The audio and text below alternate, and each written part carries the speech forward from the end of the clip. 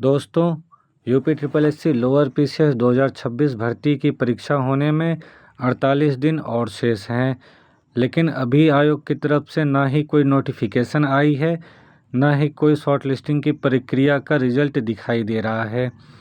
ऐसी स्थिति में जिस भी अभ्यर्थियों का नंबर पेट स्कोर कार्ड 60 से कम या 60 के आसपास हैं, उनको मानसिक तनाव की स्थिति का सामना करना पड़ रहा है। उनको समझ नहीं आ रहा है कि वो अभी तैयारी करें या ना करें, और करें भी तो कौन से सब्जेक्ट पे विशेष अभी ध्यान दें, क्योंकि वक्त बहुत कम है। ऐसी स्थिति में हम आइए देखते हैं कि शॉर्ट लिस्टिंग में देरी होने के प्रमुख कारण क्या क्या हो सकते हैं। मित्रों, पहला तो कारण शॉर्ट लिस्टिंग में देरी का हो सकता है पेट अभ्यर्थियों की संख्या का अधिक होना। अब जैसे कि आपको पता है कि 2026 पेट तकरीबन 25 लाख लोगों ने फॉर्म भरा था और 20 लाख लोग इसको तो पेपर देने गए ही थे। अब ऐसी स्थिति में आयोग के ऊपर बहुत भारी दबाव है कि UP triple S C lower PCS 7 सालों के बाद आई है। ऐसी स्थिति में आयोग को ज़्यादा से ज़्यादा अभ्यर्थियों को मौका देने का दबाव है।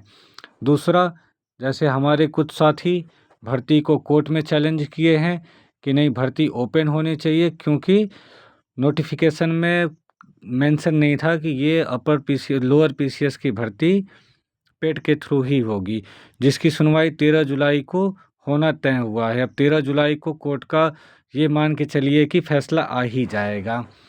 और तीसरा प्रमुख कारणों में से एक मित्रों है जो अभी जानने में आ रहा है, परीक्षा केंद्रों का क्लियरेंस ही अभी सही ढंग से नहीं मिला है, क्योंकि अभी कितने अभ्यर्थी लोअर पीसीएस पेट में सम्मिलित होंगे तो वो आयोग ने वो अभी क्लेरिफाई किया नहीं है। इस हिसाब से परीक्षा केंद्रों का भी अभी क्लियरेंस मिला नहीं है। चौथा है मित्रों, ये बहुत इम्पोर्टेंट है, आपको शायद ये उतना खास ना लगता हो, लेकिन ये बहुत ज़रूरी है।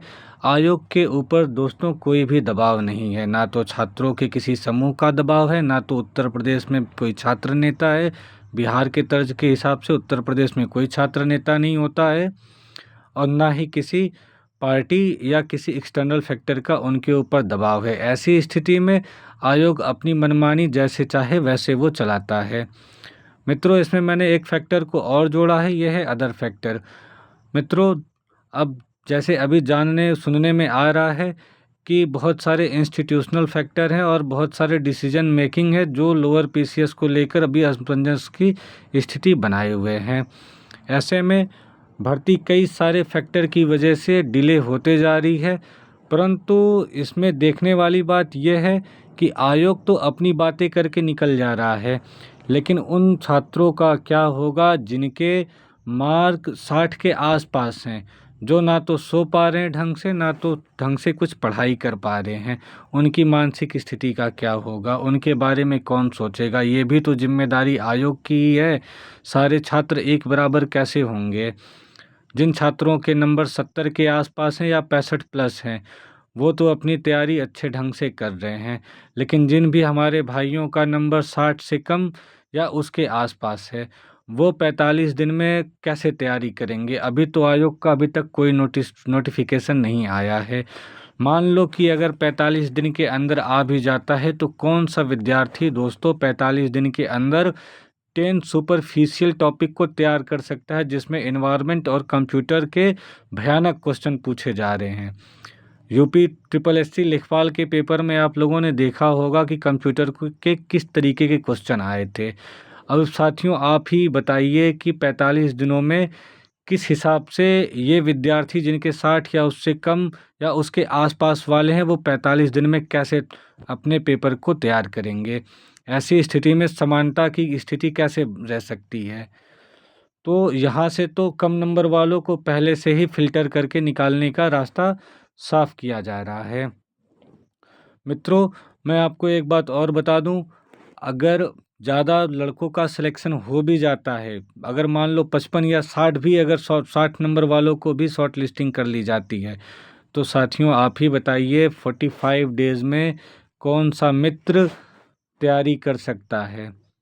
45 डेज़ दोस्तों, 45 डेज़ में यूपी ट्रिपल एससी बड़ी भर्ती की तैयारी नहीं करी जा सकती है। तो इस बात को भी आयोग को ध्यान में रख के सभी छात्रों के हित के बारे में सोचना चाहिए। और सभी छात्रों से अनुरोध है, आप सभी अपने स्तर पे जितना हो सके आवाज़ उठाएं, नहीं तो फिर आयोग की मनमानी ऐसे ही चलती रहेगी और ना ही कोई बोलने वाला होगा, ना ही कोई रोका टोका टिप्पणी करने वाला होगा। अभी आज के लिए मैं इतना ही करता हूँ दोस्तों, लेकिन जहाँ तक हो सके आप वीडियो को शेयर करिए, लाइक करिए, कमेंट करिए, ज़्यादा से ज़्यादा सब्सक्राइब करिए। अपनी बात को आयोग के कानों तक जितना जल्दी हो सके पहुँचाने की कोशिश करी जाए, क्योंकि समानता की बात फिर रही नहीं जाएगी। आज के लिए इतना है दोस्तों। गुड नाइट, शुभ रात्रि। आप लोग ख्याल रखिएगा, अच्छे से तैयारी करिएगा। Bye bye.